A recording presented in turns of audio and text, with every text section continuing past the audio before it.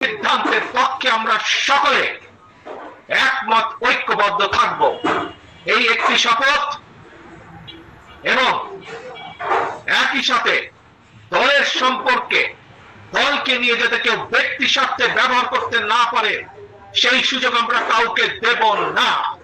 এই দুইটি শপথ কি আমরা আজ কাউন্সিলে গ্রহণ করতে পারে? ইনশাআল্লাহ। অত্যন্ত গুরুত্বপূর্ণ বিষয়, যেই কথাটা আমি বার বার বার বার বলে এসেছি, কেউ যেন আমাদের নাম ব্যবহার করে, এই দলের নাম ব্যবহার করে, বিএনপির নাম ব্যবহার করে তাদের ব্যক্তি স্বার্থ হাসিল করতে না পারে।